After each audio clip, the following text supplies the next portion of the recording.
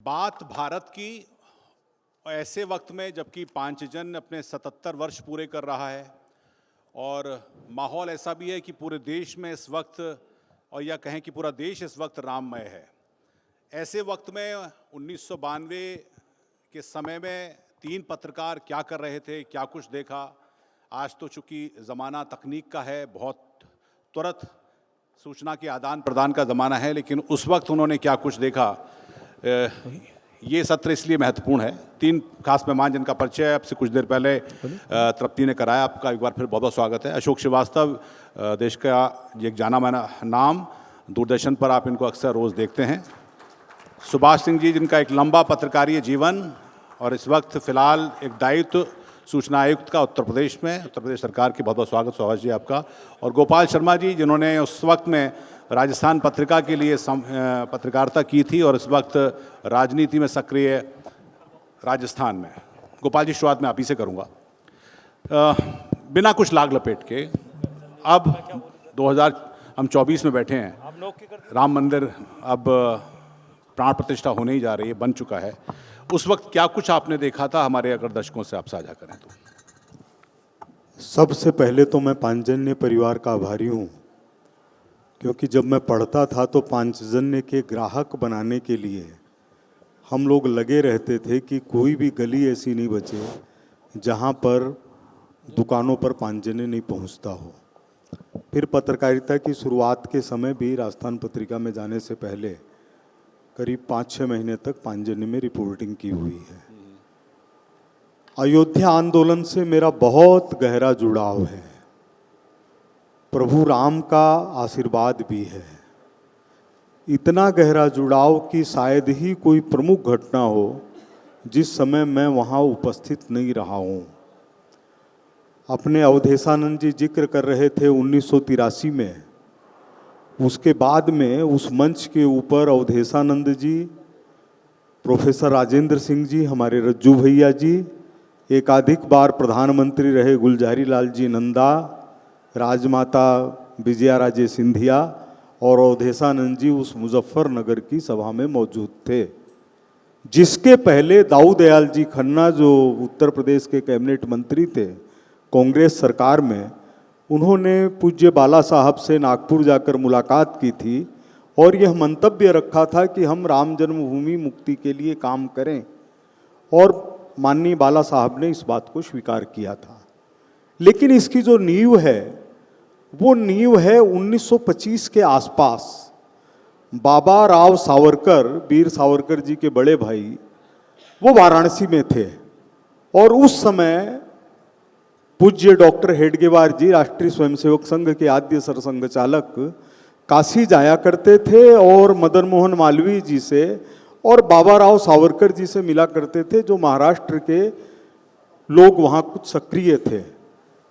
तो डॉक्टर जी की जो बड़ी वाली जीवनी है उसमें एक उल्लेख मिलेगा कि उन्होंने जब काशी में देखा कि ज्ञानवापी मस्जिद बनी हुई है तो उन्होंने आक्रोश प्रकट किया कि क्या भारत में भी ऐसा संभव है।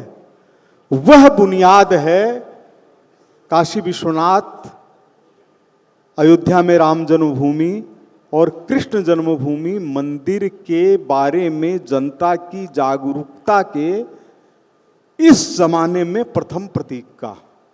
और संघ ने प्रस्ताव पारित करके ज्ञानवापी मस्जिद के खिलाफ अपना मंतव्य प्रकट किया था। तो जब यह आंदोलन चला मुजफ्फरनगर की उस सभा के बाद में, उसी समय पत्रिका आ गया था मैं, तो अपने चाहे शिलान्यास हो, चाहे अयोध्या के अंदर कार सेवकों का 30 अक्टूबर को कुछ तोड़ना हो, उसके बाद में नरसंहार हो 2 नवंबर को, मणि रामदास जी की छावनी में दूसरे कार सेवा का यानी 2 नवंबर का शामिल होने का फैसला हो, या कार सेवकों की उग्रता हो, या शिलान्यास हो, या लाल कृष्ण आडवाणी जी की शुरू से लेकर के सोमनाथ से लेकर के समस्तीपुर तक की रथ यात्रा हो, या उसी दौरान 26 जनवरी को लाल चौक तक तिरंगा फहराया जाना हो, ये सब एक दूसरे घटनाक्रम आपस में जुड़े हुए हैं। इन सभी घटनाओं के अंदर रहने का मौका मिला। तो मैं संक्षेप में अपनी बात कहूँगा।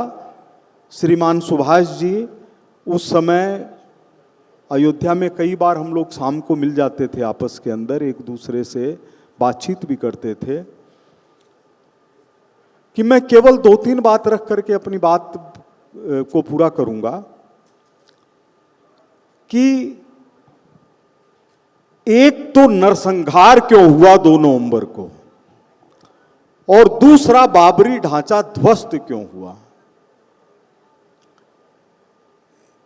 अयोध्या के अंदर जब सुबह, मतलब मैं पहुंचा 27 तारीख को, और ये लग रहा था कि पूरी अयोध्या में शांति है, पुलिस की छावनी बनी हुई थी। लखनऊ से गया था तो मैंने एक माताजी से कहा कि मेरे को पानी पिलवा दीजिए, घर बंद थे। तो माताजी पानी पिलाने के लिए आई, तो मैंने कहा कल कैसे कार सेवा होगी, यहाँ तो सब कुछ है ही नहीं। उन्होंने कहा हमारे घरन में छिपे पड़े हैं सब लोग। तो मैंने वहाँ से खबर भेजी कि कल कार सेवा होगी, निश्चित समय के ऊपर होगी। और जब कार सेवा हुई तो उसमें कितना जिक्र आया है अपने इसमें मेरे को अभी मैंने पूरा देखा नहीं है, लेकिन जिस एक साधु का बड़ा इसमें आशीर्वाद है और जिन्होंने अपनी भूमिका निभाई सुभाष चंद्र बोस जैसी, वो थे परमहंस रामचंद्र दास जी। उन्होंने 9 दिनों तक भोजन का त्याग कर दिया था कि कार सेवा होगी तभी भोजन करूंगा, नहीं तो भोजन ग्रहण नहीं करूंगा। उन्होंने नरसिंह राव जी को कह दिया था, बोले इधर उधर की बात मत करो, ये बताओ कार सेवा में साथ हो कि नहीं हो। इस तरह के प्रचंड संत थे वो दिगंबर अखाड़े के। तो मैं बात कर रहा था कि जब दूसरे दिन सुबह कार सेवा का समय हुआ 9 बजे के आसपास और अशोक सिंघल जी निकले, उस समय एक साथ करीब 15-20 हजार कार सेवक अयोध्या के घर घर से निकल पड़े थे। तो जो वहां बस पहुंची और जिसके कारण कार सेवकों का गुंबदों के ढांचे को थोड़ा बहुत ऊपर जो कमल दल के आकार थे उनको क्षतिग्रस्त करना संभव हुआ, तो वहीं था मैं खिड़कियों के पास में। तो पुलिस ने गोली चलाने से इनकार कर दिया था। सीआरपीएफ ने खास करके वहां के रामाश्रय और जो एसपी थे उन्होंने सीआरपीएफ को कहा कि गोली चलाने की जरूरत है। उन्होंने कहा हम राम भक्तों पर गोली नहीं चलाएंगे। तो यह जो घटना हुई, इसके बाद मुझे लगा कि अशोक सिंघल जी कहाँ हैं, उनसे मिला जाए। तो अयोध्या के अस्पताल में अशोक सिंघल जी एक सामान्य बेड के ऊपर लेटे हुए थे।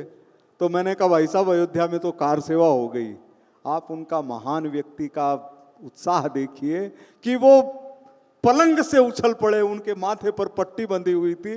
बोले सब सफा हो जाएगा, सब सफा हो जाएगा, एक दिन यहां पर कुछ भी नहीं रहेगा।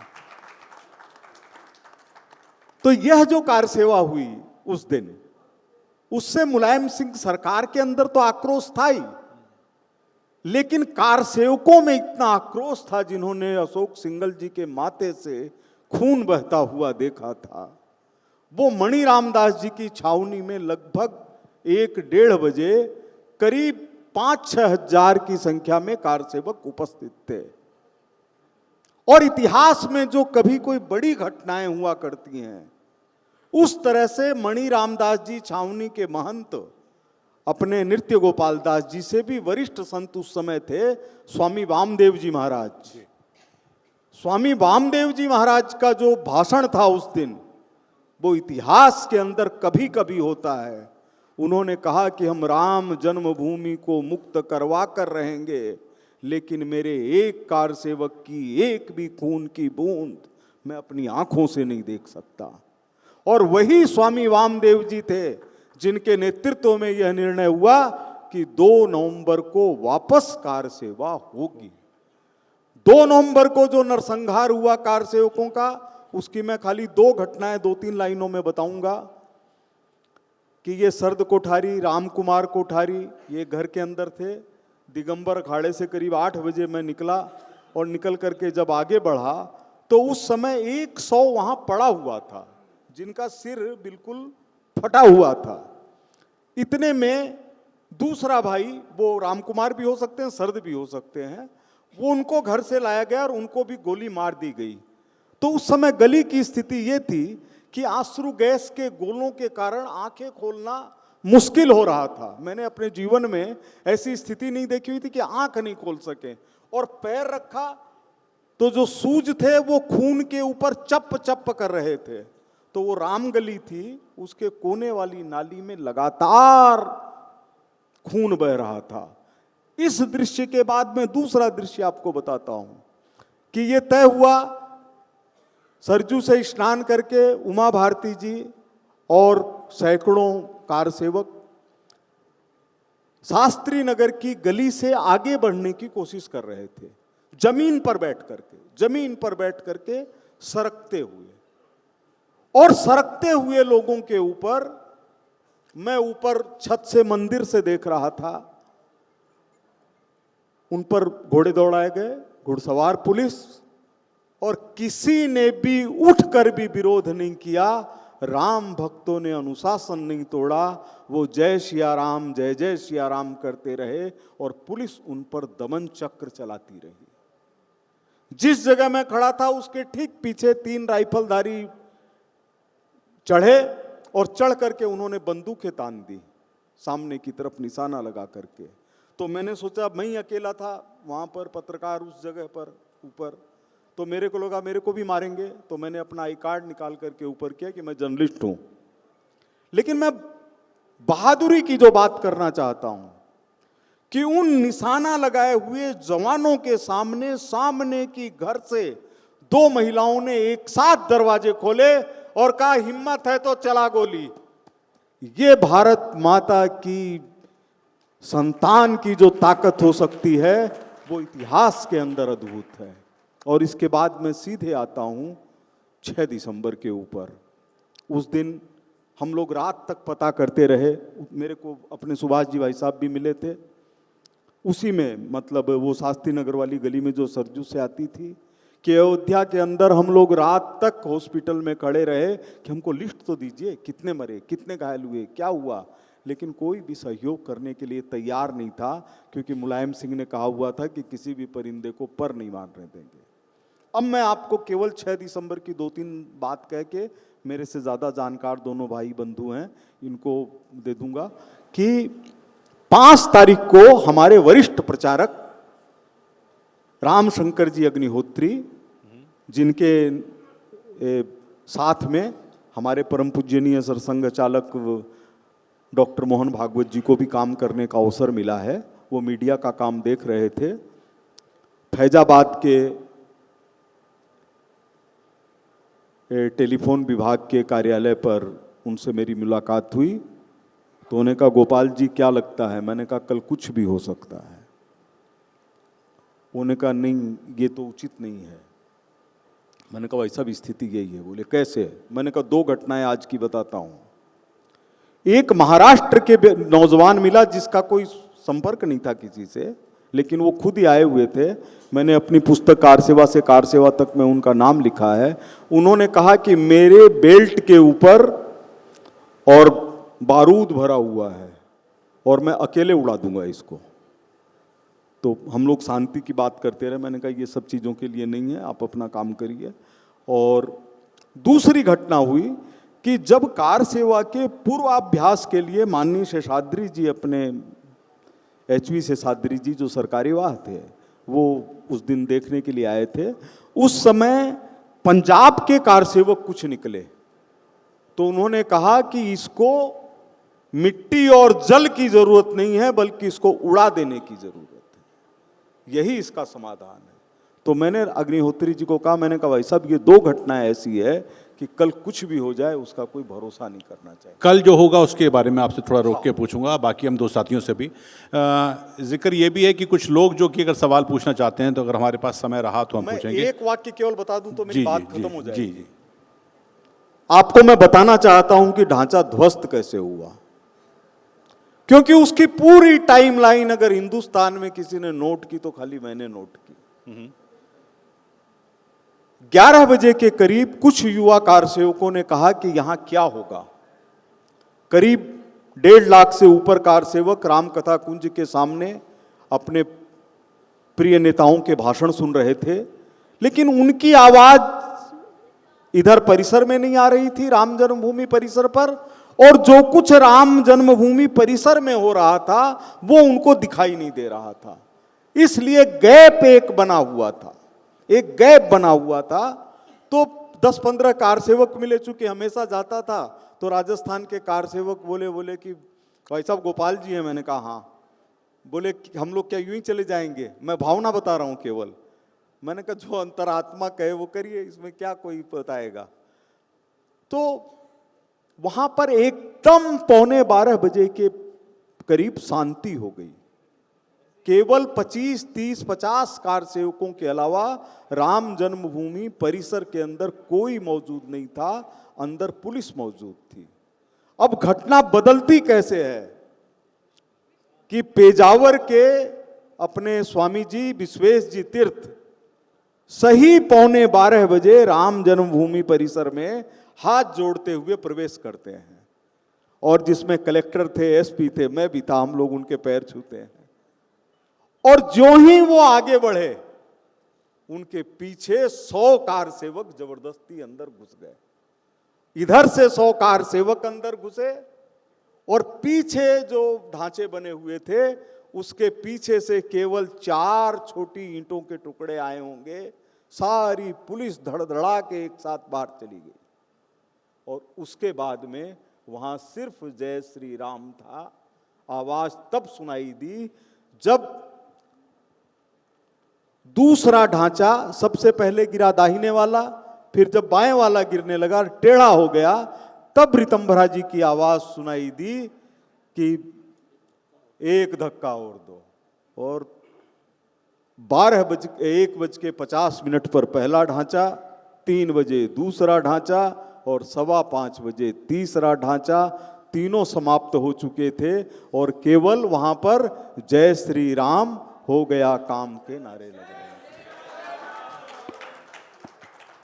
जी सुभाष जी, आपका जिक्र आया है, इसलिए आपका अनुभव भी हमारे दर्शकों से साझा करें। गोपाल जी ने पूरी कथा संक्षेप में बता दी। अब मैं बताऊंगा तो थोड़ा बहुत रिपीटेशन होगा, लेकिन घटना जो है वही बताएंगे ना। 6-7 तारीखों का मैंने नोट किया हूँ, तारीखों के आईने में, और सरकारों का जिक्र है इसमें। एक तारीख है 11 दिसंबर 1949, रामलला का प्राकट्य, और हुआ केंद्र में नेहरू की सरकार थी, और यूपी में गोविंद बल्लभ पंत। जो आज कहा जा रहा है कि राम मंदिर बनाना का श्रेय हमको जाता है, उस समय नेहरू ने गोविंद बल्लभ पंत को पत्र लिखकर कहा था कि वहाँ से मूर्तियाँ हटवा दो, लेकिन जिला प्रशासन और गोविंद बल्लभ पंत ने उसको मना कर दिया। दूसरी तारीख आती फरवरी 1986, जब ताला खुला था। वीर बहादुर की सरकार उत्तर प्रदेश में थी, और केंद्र में राजीव गांधी की सरकार थी। नहीं कुछ किए तो साहबानों का प्रकरण लाकर के उसको बैलेंस करने की कोशिश की। तीसरी तारीख थी 9 नवंबर 1989, शिलान्यास। राज्य में एन डी तिवारी की सरकार थी, और केंद्र में राजीव गांधी की सरकार थी। तब भी उसका विरोध हुआ था। गोरक्षनाथ के पीठाधीश्वर उस समय के महंत अवैधनाथ को मध्यस्थता करवाई गई, और स्पेशल हवाई जहाज़ गया, उनको लाया गया कि किसी तरह से मामला सलटाइए, यानी जन दबाव जिसको कहते हैं। जन दबाव में नारायण तिवारी ने उनको बुलाया लखनऊ, और वहाँ ये तय हुआ कि जहाँ अशोक सिंघल ने कहा कि शिलान्यास वहीं होगा जहाँ झंडा गड़ा है, और वहीं शिलान्यास हुआ। 30 अक्टूबर 1990 मुलायम सिंह की सरकार थी, जनता दल की, और केंद्र में बीपी सिंह की सरकार थी। इसका जिक्र गोपाल जी ने किया कि किस तरह से वहाँ पर चीज़ें घटित हुई। पूरा घटनाक्रम उन्होंने नहीं बताया, पूरा घटनाक्रम उन्होंने बताया, कुछ चीज़ें छूट गई हैं। एक तो यह है कि मुलायम सिंह ने कहा था कि परिंदा पर नहीं मार सकता। मेरा केवल इतना कहना है कि जब कोई जन आंदोलन खड़ा होता है और समाज किसी मुद्दे को लेकर खड़ा होता है तो वहाँ सरकार का कोई मतलब नहीं होता है। कार्यसेवकों ने इसको चुनौती के लिए लिया था और चुनौती को उन्होंने स्वीकार किया और कार्यसेवा की। एक घटनाक्रम जो प्रायः अछूता रह जाता है, यहाँ बहुत कम लोगों को मालूम होगा, उस घटनाक्रम का मैं साक्षी भी हूँ और भागीदार भी। अशोक सिंघल जी, शीश चंद्र दीक्षित जी, भानु प्रताप शुक्ल जी और मैं 4 लोग अयोध्या पहुँचे। यह कहानी अछूती है, बहुत कम लोगों को मालूम है। मैं इस कहानी को थोड़ा बताना चाहूँगा कि योजना के तहत शीश चंद्र दीक्षित जी और अशोक सिंघल जी पत्रकार के रूप में गए थे और हम और भानु जी तो पत्रकार थे ही पांचजन्य की ओर से।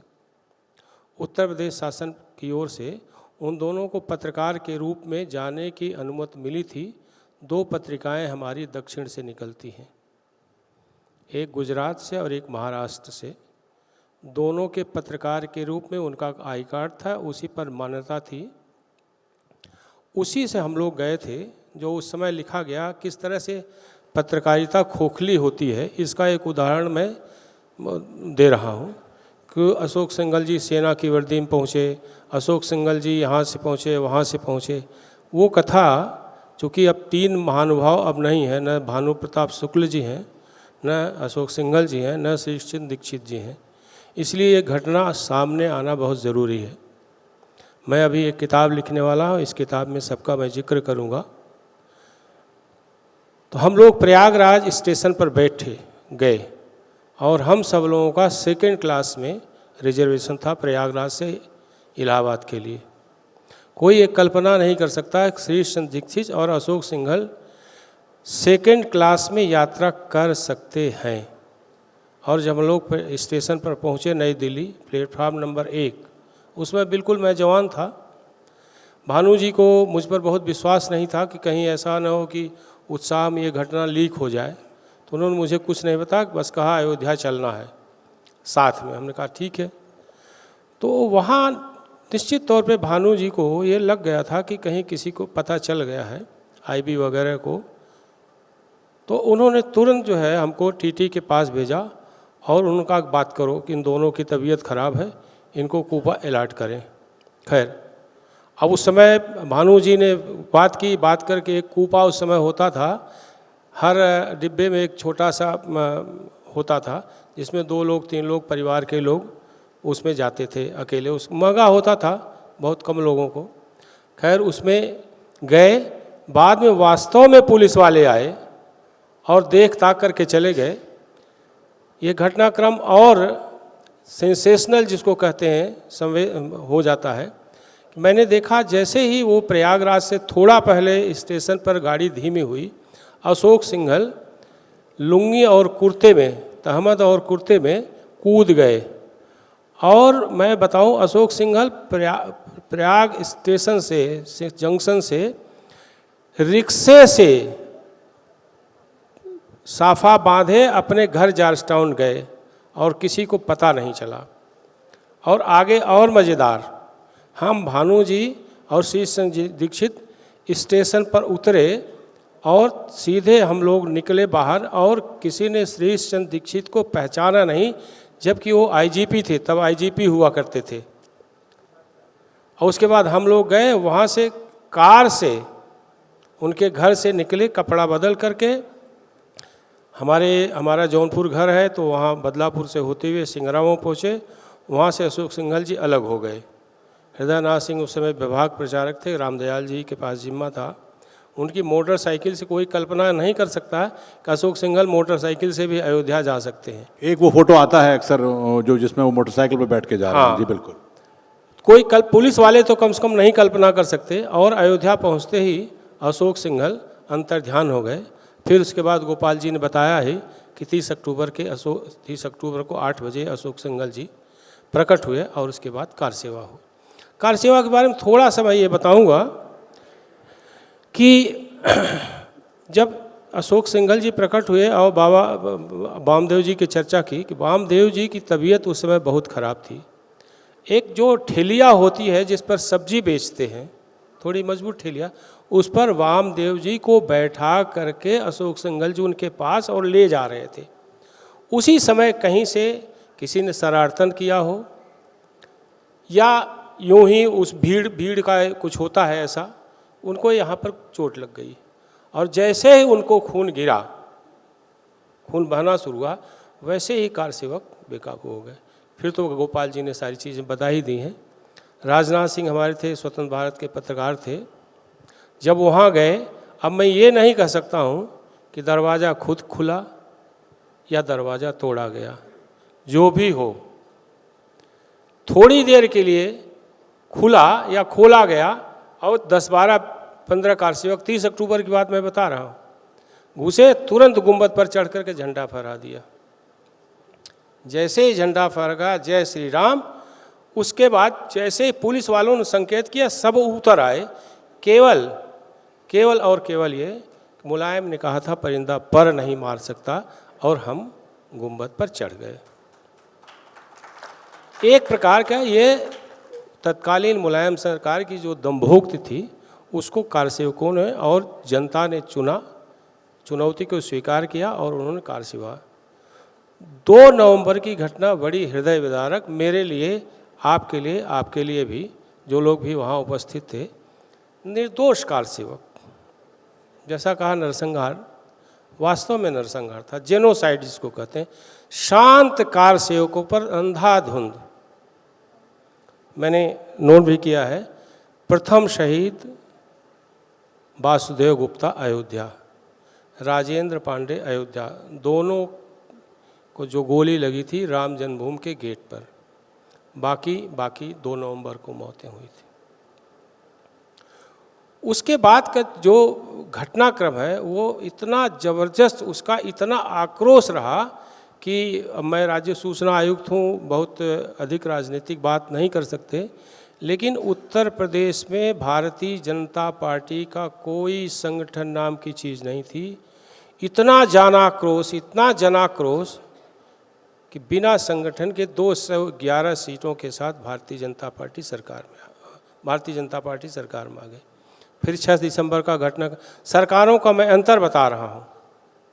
एक मुलायम सिंह की सरकार थी, केवल प्रतीकात्मक कार सेवा हुई थी, वो जनाक्रोश था। 6 दिसंबर का उस समय सरकार थी नरसिंह राव की और कल्याण सिंह यहाँ पर थे। एक मुलायम सिंह जिन्होंने बाद के वर्षों में भी कहा कि गोली मैंने चलवाई थी और ज़रूरत पड़ेगी तो ऐसी स्थिति में गोली मैं फिर चलवाऊँगा। सरकार और विचारधारा के प्रतिबद्धता कहिए। कल्याण सिंह ने कहा कुछ भी हो जाए गोली नहीं चलवाऊँगा, और गोली नहीं चली। गोपाल जी ने सारी घटनाक्रम का जिक्र किया है। मेरा केवल इतना कहना है कि जब कोई आंदोलन समाज के बीच से उठता और समाज का हो जाता है तो फिर सरकारें बौनी हो जाती हैं। यह प्रत्यक्ष उदाहरण है 6 दिसंबर 1992 का, जिसका मैं प्रत्यक्षदर्शी हूँ, भागीदार भी हूँ। और अगली तारीख 22 जनवरी 2024, ये भी सरकार का बदलाव ही है। एक सरकार योगी जी के है, एक सरकार मोदी जी के है। बहुत शांतिपूर्ण तरीके से, जैसे ढांचा गिरा था वैसे ही शांतिपूर्ण तरीके से राम मंदिर भी बन रहा है। उसका उद्घाटन 22 जनवरी 2024 को होने जा रहा है। ये सरकारों का अंतर होता है, जनता के आगे सरकार झुकती है।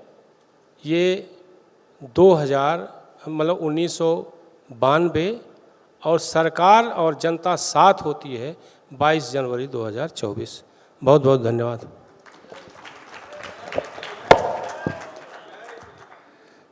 अशोक जी, लोगों को बहुतों को तो भरोसा ही नहीं हुआ कि आप भी थे उस वक्त में, आप इतने युवा रहे होंगे, लेकिन कैसा आपने देखा? और अब चूंकि आप तो टीवी के अब बड़ा चेहरा हैं, उस दौरान किस तरह का वो था और किस तरह से सूचनाएं पहुंचती थी अखबारों के दफ्तरों में?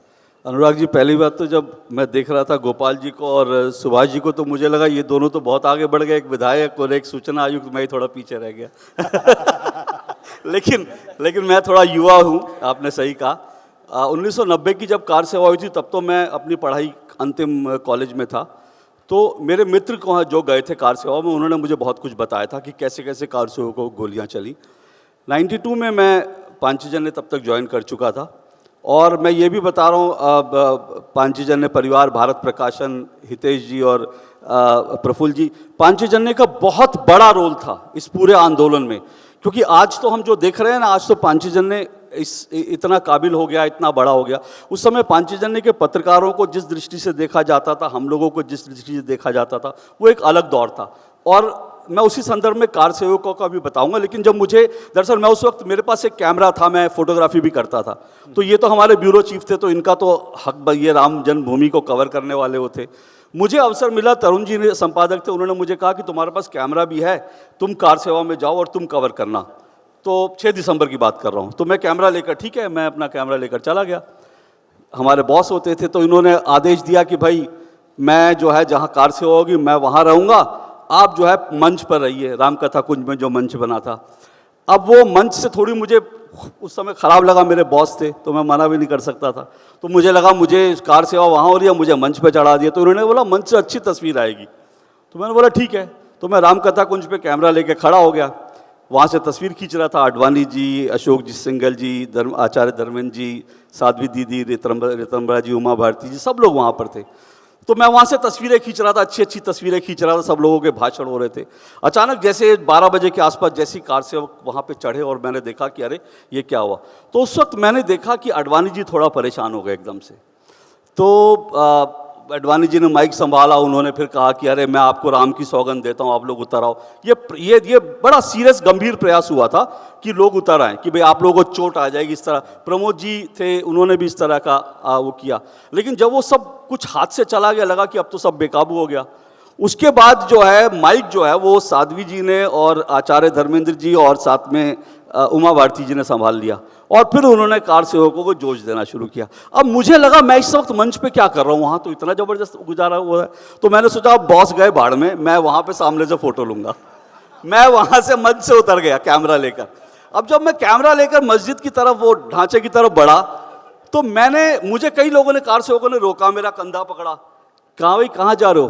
तो मेरे पास बैच लगा हुआ था, मैंने कहा मैं पत्रकार हूँ, मैं सामने से फ़ोटो खींचने जा रहा हूँ। तो उन्होंने बोला जाओ। फिर उसके बाद ऐसे कई लोगों ने पूछा, करते करते मैं बिल्कुल ढांचे के सामने पहुंच गया। मेरे सामने ढांचा, कार सेवक अपना कार सेवा कर रहे हैं। मैंने अपना देखा आसपास, खटाक से कैमरा निकाला, 3-4 खटाखट क्लिक करी फ़ोटो। अब जब मैंने फ़ोटोग्राफ क्लिक करी तो मुझे फिर किसी ने कंधे से पकड़ा, बोले भाई क्या कर रहे हो। तो मैंने बोला फ़ोटोग्राफ खींच रहा हूँ। उसके बाद उन्होंने बोला तुम्हें यहाँ कोई दिख रहा है पत्रकार। अब मैंने अपने आसपास देखा, मुझे लगा यहाँ एक भी पत्रकार नहीं है, मेरे ब्यूरो चीफ भी वो भी नहीं है, कोई पत्रकार वहाँ नहीं दिखा, मैं अकेला खड़ा। अब मुझे समझ आया यार कुछ गड़बड़ है। तो मुझे कार सेवक ने कहा देखो अभी सारे पत्रकारों की पिटाई हुई है, कैमरे टूटे, चुपचाप कैमरा रखो, निकल लो यहाँ से। अब मुझे एहसास हुआ कि कुछ गड़बड़ है। मैंने पहला अपना कैमरा जो है बैग में डाला, पत्रकार का बिल्ला निकाला, जेब में डाला और चुपचाप थोड़ा पीछे गया। फिर मैं कार सेवकों के बीच बैठ गया। और फिर वहाँ से मैंने जब कार सेवकों के साथ जब बातचीत होने लगी तो कार सेवकों ने खुद ही कहा यार कितना बढ़िया दृश्य है, इसकी कुछ फोटोग्राफ होती। तो मैंने बोला हाँ मेरे पास कैमरा है। तो उन्होंने निकालो ना। तो मैं कार सेवकों के एक झुंड में बैठ कर दूर से, जितना मेरा टेली लेंस था, वहाँ से मैंने कुछ तस्वीरें लेनी शुरू करी। फिर जब ये सारा काम हो गया, फिर मैं रामकथा कुंज की, क्योंकि तब तक मुझे पता नहीं था हुआ क्या। जब मैं वहाँ पहुँचा रामकथा कुंज पे, तो न्यूज़ ट्रैक उस वक्त मैगजीन चलती थी, मनोज रघुवंशी जी थे। मनोज रघुवंशी जी मुझे वहाँ मिले और मेरे से गले मिल गया, अरे अशोक मज़ा आ गया। मैंने कहा क्या हो गया। बोले मेरा कैमरा तोड़ दिया यार। तो मैंने बोला आपका कैमरा तोड़ दिया, मज़ा आ गया। बोले अरे ये ढांचा गया, मज़ा आ गया, कैमरा वैमरा तो होता रहता है। तो फिर बाद में मुझे रियलाइज़ हुआ कि पत्रकारों की, सुभाष जी के साथ भी हुआ, बाद में मुझे रियलाइज़ हुआ कि पत्रकारों के कैमरे टूटे, उनको नहीं करने दिया गया। लेकिन जब मैंने कई लोगों से बात की और जब थोड़ा सा, तो उसमें एक बड़ा कारण था तो वो कोने का। एक तो जैसा सुभाष जी और गोपाल जी ने बताया, जो 30 अक्टूबर और 2 नवंबर को हुआ था, उसमें कुछ लोग ये जानकारी देते हैं कि दरअसल उन लोगों को, राम कोठारी और शरद कोठारी जी को चिन्हित करके, जो लोग वहाँ पर गए थे, जिन्होंने भगवा लहराया था, मुलायम सिंह जी के आदेश की अवहेलना की थी, और तो उस दिन चिन्हित करके कुछ लोगों को मारा गया था पुलिस के द्वारा। तो ये हुआ था तय कि भाई कोई प्रमाण नहीं आए कि आप लोग कैमरे के सामने नहीं आए, इसलिए कैमरे जो हैं उसमें कोई चीज़ दर्ज नहीं होनी चाहिए। पहला भाव ये था। लेकिन जो दूसरी बात मैं बता रहा हूँ वो और महत्वपूर्ण है, क्योंकि उस वक्त कार सेवकों के प्रति, मैं तो मानता हूँ कार सेवक हनुमान जी का रूप है, उन्होंने इतना बड़ा काम किया, लेकिन जैसे रावण के दरबार में हनुमान जी को कहा गया ना बंदर है, अंगद को कहा गया अरे बंदर है ये, उसी तरह से कार सेवकों के साथ पूरा मीडिया करता था।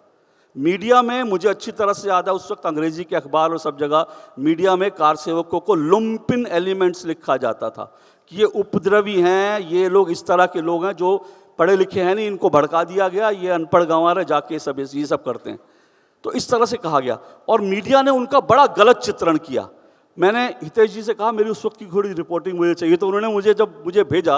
मैंने जब पढ़ना शुरू किया तो मुझे रिकॉल हुआ 5 तारीख को 6 तारीख को जो कार सेवा हुई थी, उससे 5 तारीख को दरअसल 2 चीज़ें हुई थी। एक तो बीबीसी ने उस दिन एक फिल्म चलाई थी, और वो उस बीबीसी ने जो फिल्म चलाई थी वो 30 अक्टूबर 2 नवंबर की थी। तो कार सेवकों के बीच भ्रम की स्थिति हुई कि क्या कार सेवकों पर लाठीचार्ज हो रहा है, एक चीज़ ये हुई। दूसरी चीज़ ये, एक जर्मन पत्रकार के साथ मारपीट की घटना हुई थी। लेकिन वो जर्मन पत्रकार क्या कर रहा था, वो ये वहाँ पर जो है कार सेवकों की जो लाइन लगी थी भोजन के लिए, उसने कार सेवकों के बीच पहले वो लाइन को फोटो खींची, उसके बाद उसने कुछ बिस्किट के पैकेट उछाले, और जब गांव से कार सेवक आए थे तो जब वो पैकेट को लेने के तो उसने उसको फिल्म करना शुरू किया। मंशा ये थी ये दिखाना कि भाई गांव में ये अयोध्या में बड़ी गरीबी है, भारत में भूखमरी है, और ये कार सेवा के लोग जो हैं ये सब वो करके आए हैं। इस तरह की इनका चित्रण किया गया।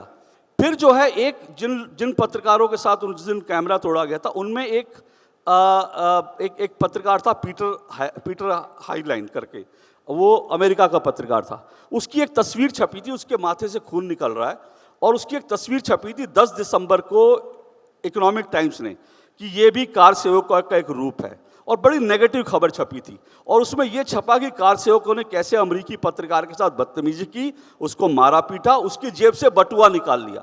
सोचिए कार सेवकों का चित्रण इस तरह से होता था कि कार सेवकों ने अमेरिकी पत्रकार की जेब से बटुआ निकाल लिया। इसका खंडन उस अमेरिकी पत्रकार ने खुद अगले दिन किया, जब पत्रकार उसको, दरअसल वो गिर गया था, पत्रकार उसको जब खड़ा कर रहे थे तो उसकी तस्वीर खींची गई कि देखो पत्रकार इसको लूट रहे हैं, जबकि वो उसने बताया कि पत्रकार उस वक्त मुझे मेरे पैरों पर खड़ा कर रहे थे, और उसने कहा कि हाँ इस सारी प्रक्रिया में मेरी जेब से बटुआ निकल गया था, लेकिन कार सेवकों ने मुझे खुद ला कर दिया कि ये आपका बटुआ गिर गया था।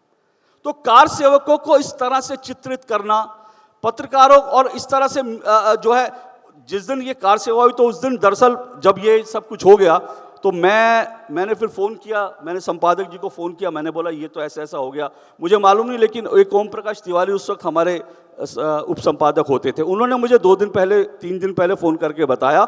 हम दोनों तो अयोध्या में थे, लेकिन शायद इन्होंने फ़ोन करा और संपादक जी को बताया कि ढांचा गिर गया है 5:30 बजे के आसपास।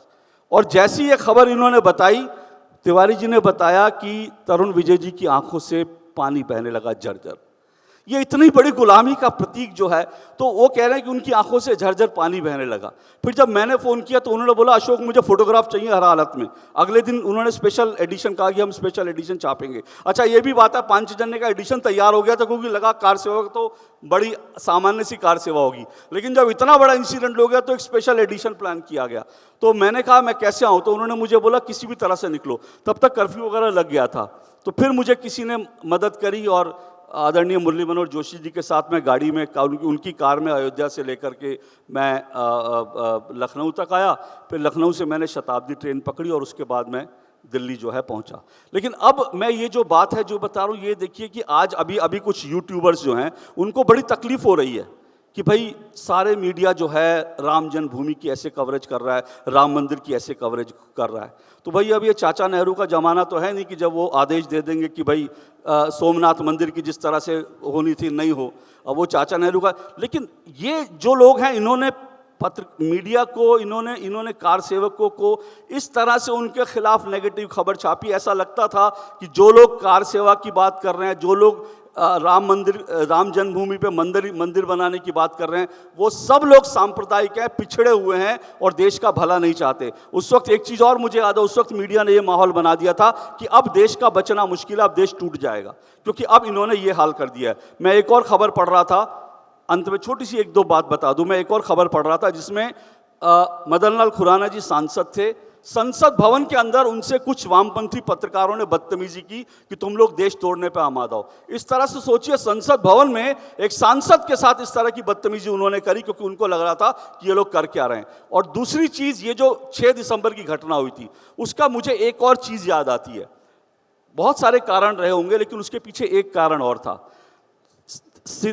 दिसंबर में ये घटना हुई थी, सितंबर के अंदर जुलाई महीने में सुलेमान सेठ करके जो है एक बाबरी एक्शन कमेटी के सदस्य थे, वो सांसद थे। उन्होंने संसद भवन के अंदर ये कहा था कि राम जन्मभूमि जो वहां पे बाबरी ढांचा है, उसके अंदर से जो रामलला की मूर्ति हटाई जा सकती है, उसके लिए हमारी सरकार से बातचीत हो रही है। ये सुलेमान सेठ ने कहा। उसके बाद कमलनाथ जी ने न्यूज़ ट्रैक को एक इंटरव्यू में कहा कि हमारी सरकार से बातचीत हो रही है, अगर माहौल नहीं बिगड़ा तो फिर रामलला की मूर्ति वहां से हटाई जा सकती है।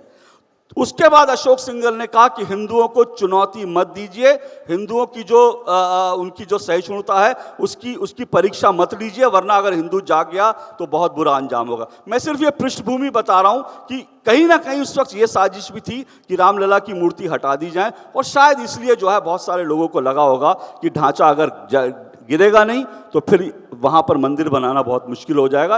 ये सारी चीज़ें, लेकिन आज हम सब लोग यहाँ पर हैं और मुझे लगता है कि ये हमारे देश के लिए बहुत अच्छी बात हो रही है जो हो रहा है, और इससे बड़ी बात क्या हो सकती है। हम लोग इसके फिर से साक्षी बनने जा रहे हैं।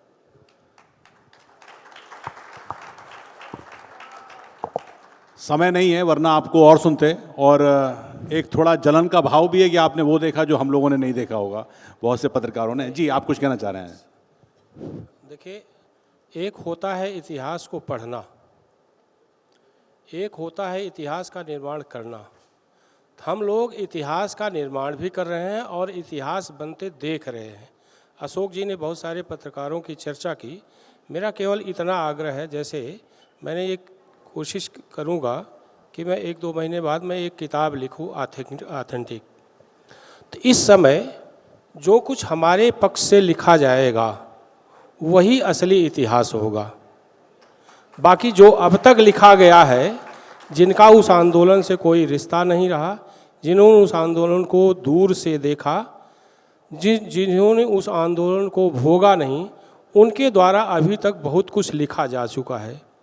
और अगर ठीक से इतिहास नहीं लिखा गया, जो हम लोगों ने देखा, जो हम लोग बनते देख रहे हैं, अगर ठीक से नहीं लिखा गया तो आज के 500 साल बाद वही पढ़ा जाएगा, वही सही माना जाएगा जो अब तक लिखा गया है।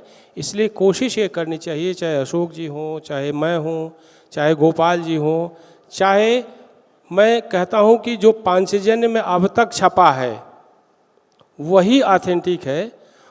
पांचजन्य में जो छपा है वही अगर किताब के रूप में सामने आ जाए, एक सही इतिहास जो है आने वाली पीढ़ी के सामने होगा और वही इतिहास सही माने जाएगा। वैसे ही जैसे वाल्मीकि पूरे रामायण, जो वाल्मीकि रामायण लिखा गया, वाल्मीकि जो है श्री राम के समकालीन थे, इसलिए वाल्मीकि रामायण को ऑथेंटिक माना जाता है।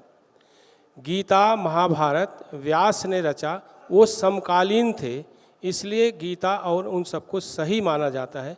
वैसे ही हम इस पूरे आंदोलन के साक्षी हैं, भागीदार हैं, समकालीन हैं। हम जो लिखेंगे वही सही होगा। इसलिए राम जन्मभूमि आंदोलन के इतने लंबे आंदोलन के बाद 22 जनवरी 2024 का जब उसका उद्घाटन हो जाएगा, उसके बाद पूरे आंदोलन को समेटते हुए जो इतिहास हम लोग लिखेंगे वो आने वाली पीढ़ी की सबसे बड़ी सेवा होगी। मुझे लगता है आंदोलन से जुड़े लोगों को, जिन्होंने उसको नज़दीक से देखा है, जिन्होंने वो भोगा है, जिन्होंने आंदोलन चलाया है, उसमें अब बहुत कम लोग बचे हैं।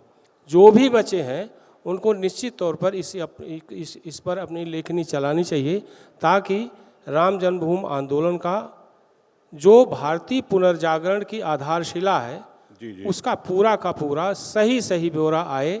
ये हम लोगों की आने वाली पीढ़ी के लिए के लिए सबसे बड़ी सेवा होगी। अनुराग जी, ये प्रयास हम कर रहे हैं, ये हम दोनों पहले भी बात हुई। एक छोटी सी बात सिर्फ इस मंच पे कह दूं कि ये कितनी बड़ी हिंदुओं के लिए, क्योंकि मैं मानता हूं आज मैं जो भी हूं अपने पिता के संस्कार की वजह से हूं। मेरे पिता आज 93 वर्ष के हैं। कोरोना में वो भयंकर रूप से उनकी स्थिति ऐसी थी कि शायद उनकी जान ना बचे, लेकिन ईश्वर की ऐसी कृपा हुई वो बच गए। वो भी उस दिन 6 दिसंबर को वहीं पर थे। वो किसी और कारण से थे, मैं किसी और रूप में था। तो जब वो बच गए, सुरक्षित बच गए, तो उन्होंने एक बात मुझसे कही। उन्होंने बोला, मैं 6 दिसंबर को वहाँ था जब ढांचा गिरा था, अब मंदिर देख कर ही जाऊँगा। ये क्या भावना बात है हिंदुओं की। क्या बात है, बहुत बहुत धन्यवाद आपका। हालांकि समय चूँकि अब आगे जाने की इजाज़त नहीं दे रहा, लेकिन आप तीनों को सुनना, अपने अनुभव हमसे साझा करना, आप तीनों का बहुत बहुत धन्यवाद।